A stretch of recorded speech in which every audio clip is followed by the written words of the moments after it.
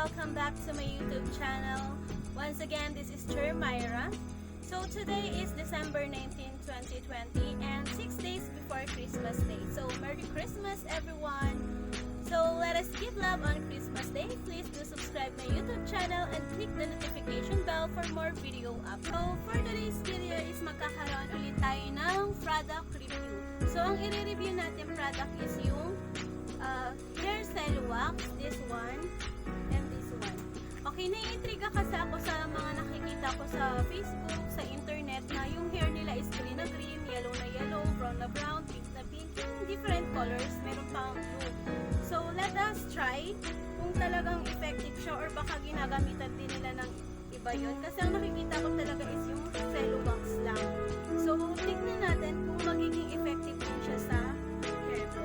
So I have here two colors. Meron akong pink and then nag-order din ako ng violet. Marami siyang choices ng color. Meron din siyang blue, green. Basta marami siyang color. So try natin itong, ang ito-try ko muna first is itong violet. Kasi diba yung sa previous video ko, yung nag-DIY ako ng hair dye, this one, okay. Using cream paper, ang ginamit kong color is violet. So medyo faded na siya, highlight na lang yung medyo highlights na lang yung nakikita sa hair ko na violet. Minsan kapag nasa labas lang or nasisikatan lang siya ng liwanag or araw, saka lang na notice yung hair color kong violet. So ngayon, gagamitin ko yung violet na color. So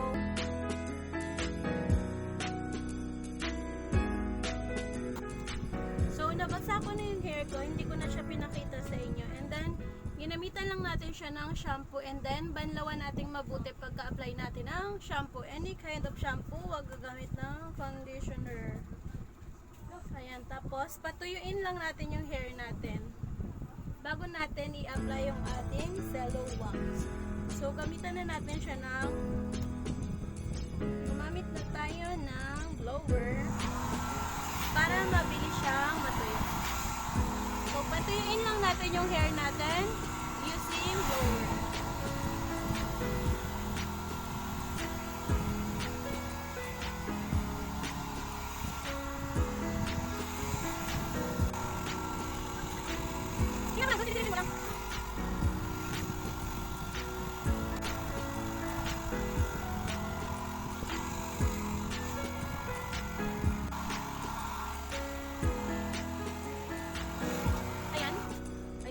Nyo, tuyo na siya. So, it's time para i-apply na natin yung ating Cellowax. So, violet po yung ginamit. So, apply na natin siya. Dahil wala na akong plastic gloves, gagamit na ako ng literal na plastic. And then, hindi ko din nakita yung aking hair clip. So, gagamit ako ng ipit sa buhok para matali siya. So, let's start. Unahin natin lagyan ng color yung nasa ilalim ng hair natin. So, ayan. Ito yung unahin natin, lagyan ng color. So, gagawin natin, clip lang natin to siya. Using clip sa buhok, clip sa damit. Hindi ko mahanap yung hair clip. So, ayan. Then, i-apply na natin siya. So, suot na natin ang ating mahiwagang plastic gloves.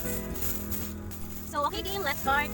So, ito na siya. Ilagay na natin siya dun sa plastic gloves natin. Ayan. And then, saka natin siya ilagay sa ating hair. So, hindi ko naman siya totally lalagyan lahat ng hair ko. Yan, yung mga dulo lang. Para kung ay ano lang. Oo. Ayan.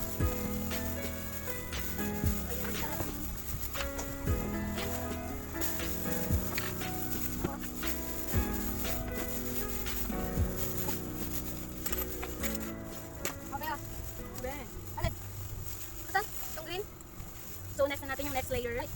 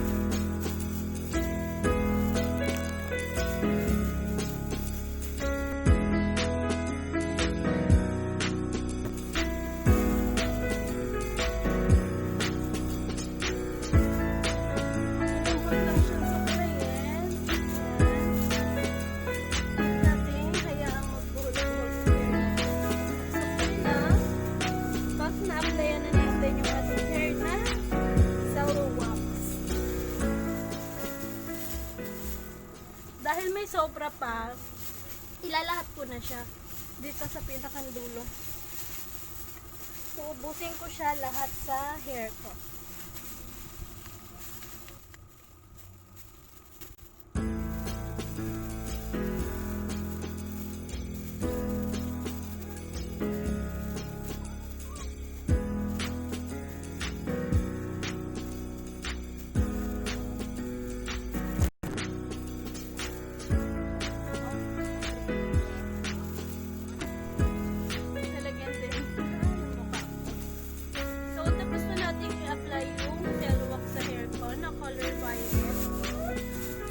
Dahil wala akong hair mask, nagamit ulit tayo ng plastic. Ibababad lang natin siya or i-stay lang natin siya, hayaan natin siya dyan ng 30 to 1 hour. Bago na laman-laman. So, ayan. Kailangan natin ng mga isugat. So, dahil walang hair mask, ito, gagamitin natin. So, plastic. Lang natin siya ng 1 piece.